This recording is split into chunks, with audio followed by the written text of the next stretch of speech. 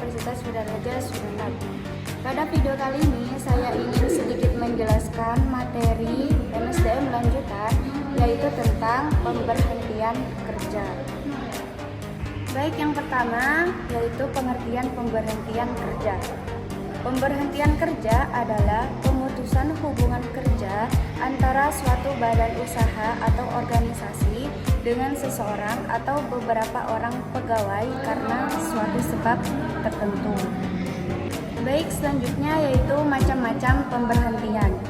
Macam-macam pemberhentian, yang pertama pemberhentian atas permintaan sendiri, yang kedua pemberhentian karena mencapai batas usia pensiun, yang ketiga pemberhentian karena penyederhanaan organisasi, yang keempat pemberhentian karena melakukan pelanggaran atau tindak pidana atau penyelewengan, yang kelima pemberhentian karena tidak cakap jasmani atau rohani, pemberhentian karena meninggalkan tugas, yang keenam pemberhentian karena meninggal dunia atau hilang, dan yang terakhir pemberhentian karena hal-hal lain.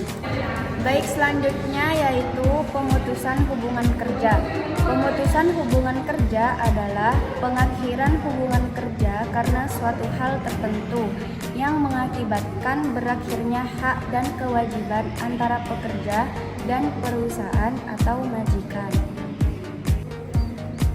Baik, selanjutnya yaitu standar perburuhan internasional mengatur mengenai PHK. Yang pertama, instrumen hukum perburuhan internasional juga mengakui perlindungan dari PHK yang sewenang-wenang. Konvensi ILO nomor 158 tahun 1982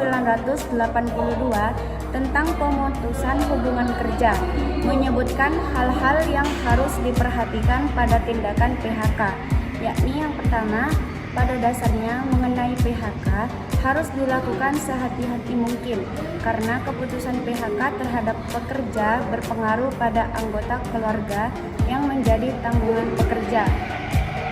Oleh karena efek sosial PHK berdampak sangat luas bagi kehidupan pekerja dan keluarganya, maka diperlukan prinsip kehati-hatian.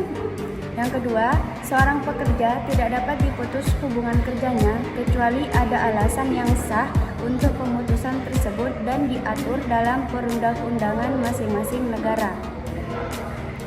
Yang ketiga, selain itu masing-masing negara harus mengatur pula aturan PHK yang mencangkup prosedur dalam melakukan PHK, alasan PHK dan kompensasi yang berhak diterima pekerja menurut jenis alasan PHK yang dijatuhkan. Selanjutnya, undang-undang mengatur mengenai PHK. Lebih lanjut, PP 35 2021 pada bab 5 khusus mengatur pemutusan hubungan kerja dengan rincian pasal 36 mengenai berbagai alasan yang mendasari terjadinya PHK. Alasan PHK mendasari ditentukannya perhitungan hak akibat PHK yang bisa didapatkan oleh pekerja. Pasal 37 sampai dengan pasal 39 mengenai tata cara pemutusan hubungan kerja sejak tahap pemberitahuan PHK disampaikan hingga proses PHK di dalam perusahaan dijalankan. Lebih lanjut, bila PHK tidak mencapai kesepakatan, tahap berikutnya dilakukan melalui mekanisme penyelesaian perselisihan hubungan industrial sesuai dengan ketentuan peraturan perundang-undangan. Pasal 40 sampai dengan pasal 59 mengenai hak akibat pemutusan hubungan kerja, yakni berupa uang pesangon, uang penghargaan masa kerja, uang penggantian hak, dan uang pisah. Penghitungannya berdasarkan alasan atau dasar dijatuhkannya PHK. Baik, selanjutnya yaitu pekerja tidak menerima pemutusan hubungan kerja yang dilakukan oleh pengusaha. Apabila pekerja yang telah diberitahu mengenai PHK menolak atas putusan tersebut, maka pekerja harus membuat surat penolakan disertai alasan paling lama 7 hari kerja setelah diterimanya surat pemberitahuan PHK. dan kemudian harus melalui mekanisme penyelesaian perselisihan hubungan industrial. Dalam hal ini, perselisihan PHK sesuai dengan ketentuan peraturan perundang-undangan pasal 39 PP 35 2021. Baik, itu saja yang dapat saya sampaikan. Semoga video tersebut bermanfaat bagi kalian yang membutuhkan. Jika ada kesalahan dalam pengucapan maupun penjelasan dalam video tersebut, mohon dimaafkan.